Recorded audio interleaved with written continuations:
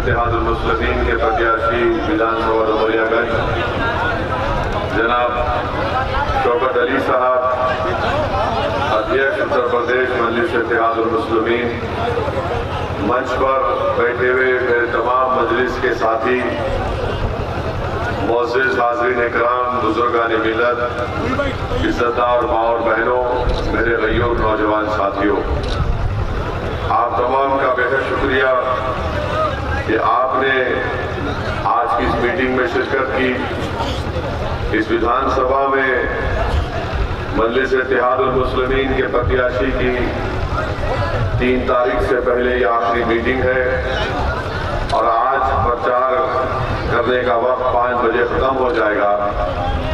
मैं आपसे ये इल्तिजा और गुजारिश करने आया हूँ कि आप अपना एक वोट मतदान के दिन जनाब इरफान साहब के हक में इस्तेमाल करिए, पतंग के निशान पर बटन दबाइए।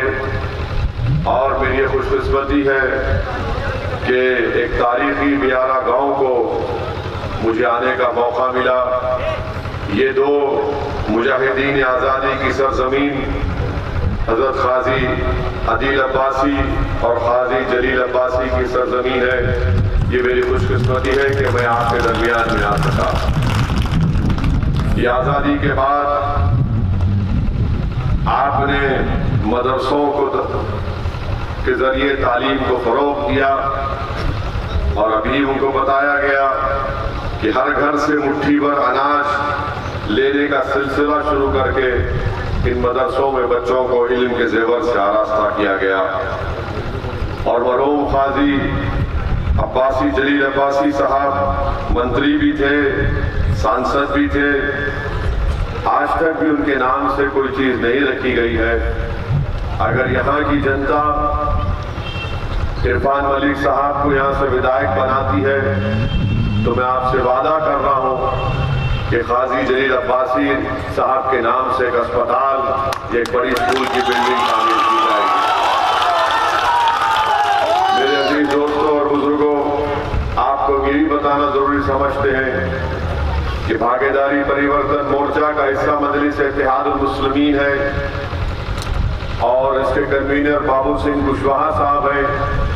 हमने ये तय किया कि उत्तर प्रदेश की जनता हमको अपने आशीर्वाद से सत्ता देती है तो पहले 2.5 साल के लिए मुख्यमंत्री जनाब बाबू सिंह कुशवाहा को बनाया जाएगा और आइंदा 2.5 साल के लिए दलित समाज से किसी को बनाया जाएगा। वहीं पर बाबू सिंह कुशवाहा साहब ने तय किया कि 3 डिप्टी चीफ मिनिस्टर होंगे, जिसमें एक निषाद समाज से होगा, एक अति पिछड़ा समाज से होगा और एक अल्पसंख्यक समाज से मुसलमान को डिप्टी सीएम बनाया जाएगा। तो मेरी आपसे गुजारिश है कि सामाजिक न्याय की लड़ाई में आप अपना हक अदा करिए, हिस्सा अदा करिए।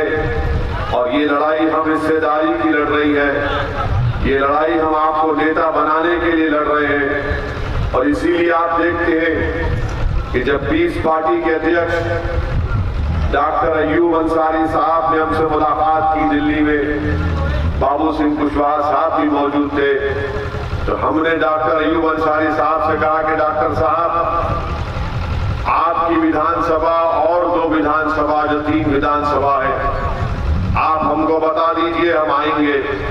तो हमने डॉक्टर अय्यूब अंसारी साहब की विधानसभा में हमने खुद जाकर 2 जनसभाएं उनकी तायीद में की। क्योंकि हमने डॉक्टर अय्यूब अंसारी साहब के लिए इसलिए की ताकि डॉक्टर अय्यूब अंसारी और इरफान मलिक के दोनों भाई जब जीतकर उत्तर प्रदेश की विधानसभा में जाएंगे तो गरीब, मजलूम और पिछड़ों की आवाज बनेंगे।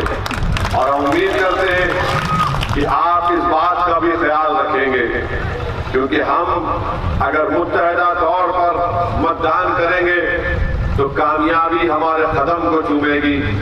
अगर हम थोड़ा सा भी इंतशार का शिकार हो जाएंगे तो कहीं खुदा ना खास्ता नाकामी हमको ना मिल जाए। इसीलिए हम आपसे, हमारे दिल की गहराइयों से आपसे अपील कर रहे हैं कि आप 3 तारीख के दिन एक होकर मुत्तहदा तौर पर अपने वोट का इस्तेमाल करिए।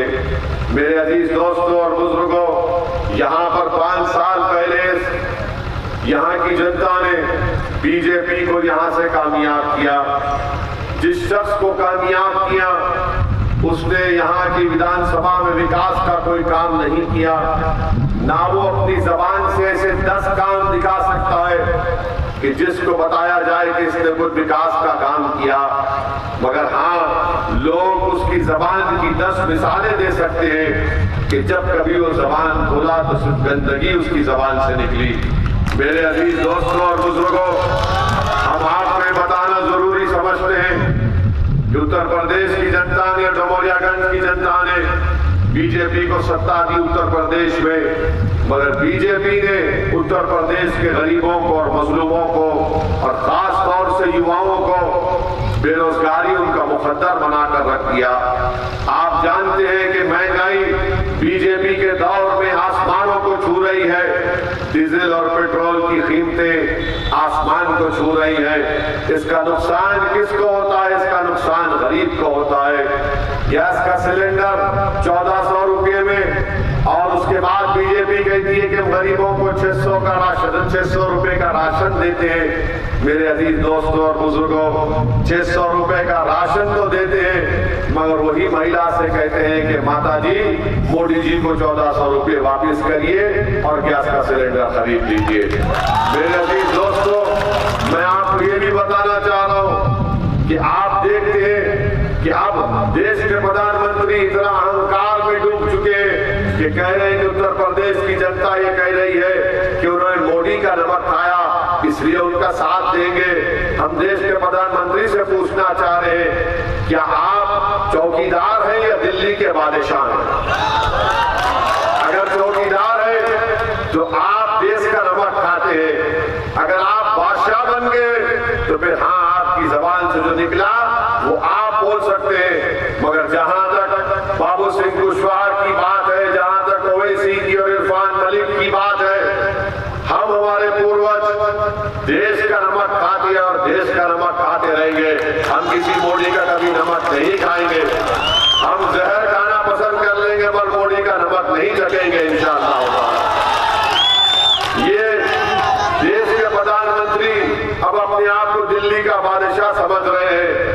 हम मोदी को बताना चाह रहे हैं कि बादशाहत खत्म हो चुकी है। ये लोकतंत्र है जिसमें अम्बेडकर का बनाया हुआ संविधान है।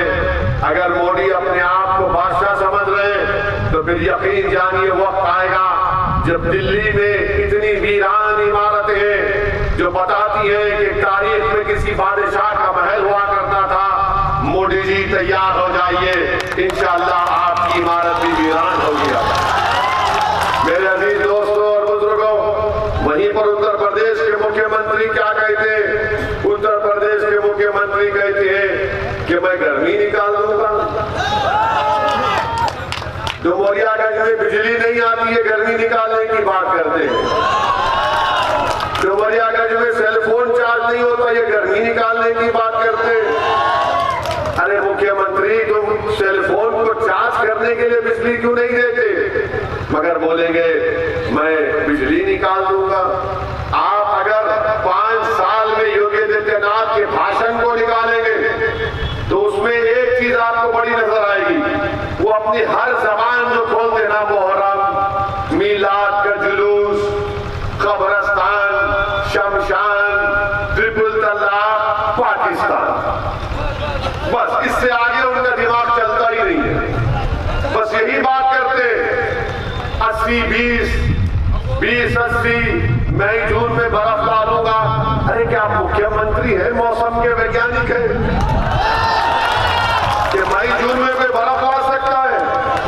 आप बिजली नहीं लाए, गांव में बिजली नहीं दिए, और आप कोविड की दूसरी महामारी में पूरे भारत में, टाइम्स ऑफ इंडिया अखबार लिखता है कि पूरे भारत में 19 लाख बच्चे अपने माँ बाप को खोए, और ये जो बच्चे यतीम हुए इसका जिम्मेदार मोदी सरकार है।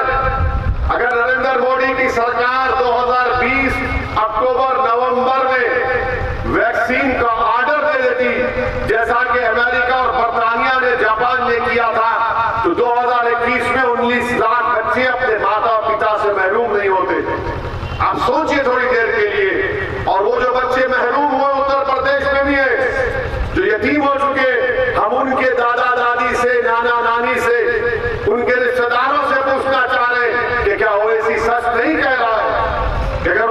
वैक्सीन मिल जाती तो उनकी माँ और उनका पिता नहीं मरता। मगर आज मोदी सरकार की गलतियों की वजह से देश के 19 लाख बच्चे यतीम हो चुके हैं। वहीं पर उत्तर प्रदेश में हमने देखा कि गंगा के पानी के ऊपर लाशें गिर रही थी, ऑक्सीजन नहीं मिल रहा था, दवाएं नहीं मिल रही थी, मगर इसके बावजूद भी जो मोदी का भक्त है वो बोलेगा नहीं वो वैसी है ना इसलिए मोदी को वोट देंगे। आप बताइए ये क्या इनको ये बर्बादी नजर नहीं आ रही है? तबाही और बर्बादी। उत्तर प्रदेश में अनएम्प्लॉयमेंट बेरोजगारी 4% हो चुका है, इनके पास इसका कोई जवाब नहीं है। मेरे अजीज दोस्तों और बुजुर्गों, वहीं पर आप देखेंगे कि मजलिस की कामयाबी को रोकने के लिए समाजवादी के लोग बोलेंगे नहीं बीजेपी है उसको रोकना है, हमको वोट दो। मैं आपको, क्योंकि ये मुजाहिदीन आजादी की सरजमीन है, ये सरजमीन उन गाजी अदील अब्बासी की और गाजी जलील अब्बासी की सरजमीन है। मैं आपसे अपील कर रहा हूं कि आप इरफान मलिक को भी जब वोट देंगे ना तो दो चीज का ख्याल रखिए। आप हमको वोट मजबूरी की हालत में मत दीजिए, मजबूती के लिए वोट दीजिए। मजबूर होकर आपने वोट दिया था सपा को, क्या किया? क्या वो जीत पाए 2017 में? उससे पहले भी दिया, नहीं जीत पाए। अब मजबूती के लिए आप वोट दीजिए, अपनी मजबूती के लिए आप इरफान मलिक साहब को यहां से विधायक बनाइए। और जो लोग समाजवादी के लोग कौम कहते हैं ना, अल्पसंख्यक समाज मुसलमानों के दरमियान में आकर कहते हैं, मस्जिदों में बैठकर कहते हैं कि बीजेपी को हराना है। अरे क्या तुमने कभी ये सवाल का जवाब दिया कि आज उत्तर प्रदेश में हम आपको जानकारी दे रहे हैं, आंकड़े बता रहे हैं, आंकड़े ये बता रहे हैं कि जो लोग आज आपसे आकर कह रहे हैं कि कौम के नाम पर वोट दो, आपको मालूम कि उत्तर प्रदेश में अगर 10 मुसलमान बच्चे हैं उसमें से 7 पढ़ना लिखना नहीं जानते, हिसाब किताब करना नहीं जानते। अगर 10 है तो 7 हाई स्कूल मुकम्मल नहीं करते, 4% ग्रेजुएट है सबसे कम, बच्चा मजदूरी 4 और 15 साल की उम्र में सबसे ज्यादा मुसलमान। 2 एकड़ जमीन कितने मुसलमानों के पास है? 2% उत्तर प्रदेश के मुसलमान के पास 2 एकड़ जमीन नहीं है। आप बताइए फिर कौन जिम्मेदार है इसका? मैं जिम्मेदार हूं, मेरी तकरीर मेरा भाषण जिम्मेदार है। क्या आपने कभी सुना ये आंकड़े सपा के नेताओं की जबान से? और अगर इनकार कर रहे हैं तो जगह और वक्त बता दो 3 तारीख से पहले। तुम 5 मिनट मेरे सामने नहीं बैठ सकोगे, सच्चाई के ऊपर बने हुए हैं पूरे। आप बताइए, आप फॉरवर्ड क्लास से 6 साल पहले उत्तर प्रदेश में मुसलमान मर जाता है। कितने डुमरियागंज में बैंक खोले गए बताओ, कितने एटीएम की मशीनें खोली गई, कितना गरीबों को लोन दिया गया। सबसे कम, सबसे ज्यादा उत्तर प्रदेश छोड़कर देश के कोने कोने में जाते रोजगार की तलाश में तो मुसलमान 50%। अब फिर बोलते हैं बीजेपी। अरे तुमने क्या किया अखिलेश बताओ? तुम मुख्यमंत्री, तुम्हारे पिता मुख्यमंत्री, तुमको सत्ता मिली, तुमने क्या किया? तुमने कुछ नहीं किया, तुमने डर पैदा किया। तुम डर की बुनियाद पर, मजबूरी की बुनियाद पर वोट लेना चाहते हो। हम आपसे अपील कर रहे हैं कि ना मोदी से डरिए, ना योगी से डरिए, ना अखिलेश से डरिए, ना ओवैसी से डरिए। डरना अगर है तो जमीन आसमान के खालिक से डरकर अपनी मजबूती के लिए इरफान मलिक को वोट दीजिए। आज आपको यही बताने आए हैं कि मुत्तहदा अपने वोट का इस्तेमाल करिए। समाजवादी पार्टी के जो नेता हैं अखिलेश यादव, हमारे सवाल का जवाब दो। क्या तुमने उठकर 2019 जुलाई में अमित शाह के लाए हुए कानून का तुमने तारीफ नहीं की, समर्थन नहीं किया? तुमने वो कानून का बनाने में अमित शाह मोदी का साथ किया। जब दिल्ली में बैठा हुआ एनआईए का इंस्पेक्टर इरफान मलिक को आतंकवादी घोषित कर सकता है बगैर किसी कोर्ट के फैसले के, ये अखिलेश तारीफ किया अमित शाह की, और सपा वाले बीजेपी का डर दिखा के हमारी बर्बादी का कानून बनाने में तुम मोदी अमित शाह का साथ देते हो और ओवैसी का डर दिखाते हो। हमारे नौजवान दिल्ली के तिहाड़ जेल में, महाराष्ट्र के जेल में, उत्तर प्रदेश के जेल में इस यूएपीए के कानून में इनकी जवानी सड़ रही है। क्यों सड़ रही है? क्योंकि कांग्रेस ने और सपा ने मोदी अमित शाह को इस कानून बनाने में तारीफ की। जाकर देख लो, रिकॉर्ड है, यूट्यूब पे हमारी तकरीर है। आप बताइए फिर आपके दरमियान में आकर कहते हैं, आप कहते हैं कि कोई हम हमारी बात याद रखो, आप जिसका नेता होगा उसी की आवाज को सुना जाएगा, जिस समाज का नेता होगा उसी की आवाज को सुना जाएगा। क्या CAA के एहतजाज में 22 अल्पसंख्यक समाज मुसलमानों को गोली मारकर शहीद नहीं किया गया? उत्तर प्रदेश में 22 को गोली मारी गई। इतने मुस्लिम विधायक समाजवादी के जीत कर आए थे 2017 में, किसी एक ने आवाज उठाई? उत्तर प्रदेश के विधानसभा में लड़ा जाकर कि इन बच्चों को गलत गोली मार दी गई, स्कूल खोलो मुसलमानों के लिए, नहीं बोल सके। क्यों नहीं बोल सके? क्योंकि उनका नेता अखिलेश है, उनकी जबानें नहीं खुलती आपके इंसाफ के लिए।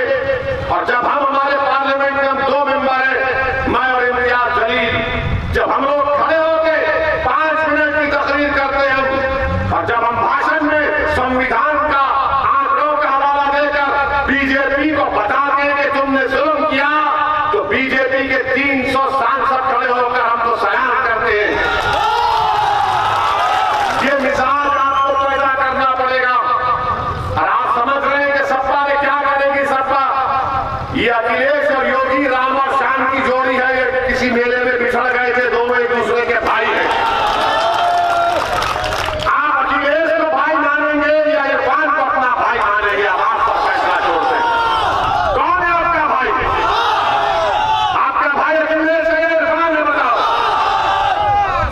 मेरा तुम्हारा कोई खून का रिश्ता नहीं है, मगर वो रिश्ता है जिसको रब्बे करीम ने जोड़ दिया है। किसको भाई मानोगे आप? मजबूरी में वोट मत दो, मजबूती के लिए वोट दो। यही हम आपसे कह रहे हैं, मजबूती के लिए वोट दो। और डरने और घबराने की जरूरत नहीं है, डरना हरगिज नहीं है। डर डर कर घुट घुट कर जिंदगी नहीं गुजार सकते आप। आपको हिम्मत से अपने फैसले लेना पड़ेगा। बातिल ताकतों का तूफान चल रहा है, मगर क्या हम अल्लाह की जात पर तवक्कल करना छोड़ देंगे? क्या हम अपने घरों दीवार को बंद करके बैठ जाएंगे? मेरे भाई, अगर तूफान चलेगा तो तूफान के दरमियान में खड़े होकर तूफान से कहना पड़ेगा, अपना रुख बदल ले, वरना याद रखा मुझे पीठ नहीं दिखाने वाले।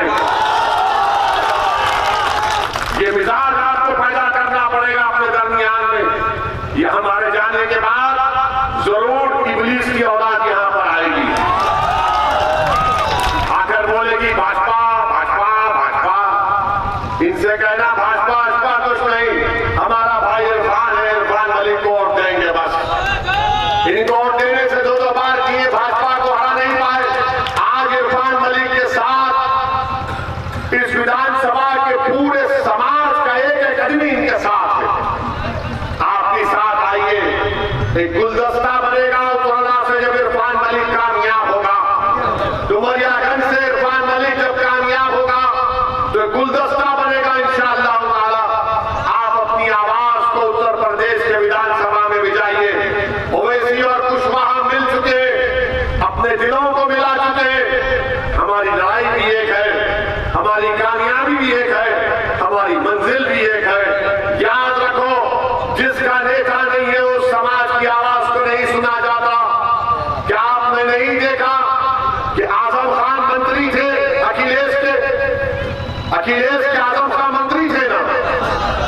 आजम खान जेल में क्यों है? क्योंकि उनके मंत्रालय में उन्हें किसी को नौकरी दे दी थी। मुख्यमंत्री क्या राजा हरिश्चंद्र का जानशीन है? दूध का धुला हुआ है। अरे मरे भी खाए, दही भी खाए, दूध भी पिए, भैंस को भी लेके घर को चले गए, मगर मुख्यमंत्री को पूछ आंच नहीं आती।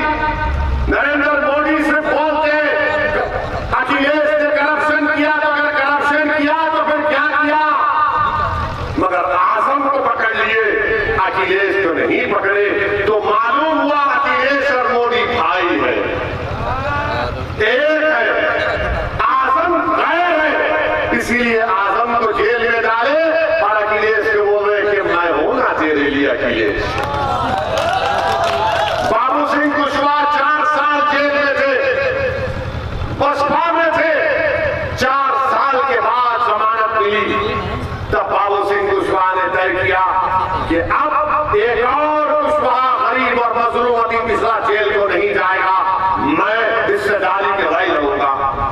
महाराष्ट्र में नवाब मलिक है, राष्ट्रवादी कांग्रेस के मंत्री हैं, 50 करोड़ का झूठा इल्जाम। नरेंद्र मोदी ने राष्ट्रवादी कांग्रेस के deputy chief minister Ajit Pawar के बारे में अपने भाषण में कई मरतबा बोला कि 3000 करोड़ का तुमने स्कैंडल किया, मगर जेल तो कौन जाता है? नवाब मलिक जाता है, अजीत पवार नहीं जाता, क्योंकि मोदी और अजीत पवार भाई है, नवाब मलिक इनका दुश्मन है। क्या क्यों आपका नेता नहीं है? कोई आवाज नहीं उठा रहा है। इसलिए हम आपको तल हकीकत बता रहे हैं कि जो अति पिछड़ा है, जो कमजोर है, जो अल्पसंख्यक समाज है, अपने नेता को बनाओ। और नेता आसमान से नहीं आएगा, जमीन से निकल कर नहीं आएगा। 3 तारीख को आप इरफान मलिक को वोट देंगे, पतंग के निशान पर बटन दबाएंगे तो पूरे विधानसभा की जनता एक बेहतरीन नेता को बनाएगी, जो आपके लिए लड़ेगा, आपकी खिदमत करेगा, आपकी आवाज उत्तर प्रदेश की विधानसभा में उठाएगा, जरूरत पड़ी तो अपने आप को आपके लिए कुर्बान भी कर देगा इंशाअल्लाह। और आपसे कह रहे डरने की जरूरत नहीं है। और जब डराने के लिए लोग आएंगे तो याद रखिए, उस कर्नाटक की बच्ची ने जो हिजाब पहनी हुई थी, जिसको बलवाइयों ने घेर लिया था, जिसने बीबीसी के इंटरव्यू में कहा कि जब मैं डरती हूं तो नारा लगाती हूं। क्या नारा है वो? क्या नारा है वो? एक आवाज दम से निकालो। ये मुजाहिदीन आजादी की सरजमीन है। प्यारे झूम कर बोलो, मस्त होकर बोलो, टनाटन होकर बोलो। अब डरेगा शैतान, अब बोलेगा नहीं यहां पर तो ये जिक्र चल रहा है। तो आपसे उम्मीद करते हैं कि 3 तारीख के दिन आप पूरे हमसे वादा कर रहे हैं कि इरफान साहब को वोट देंगे।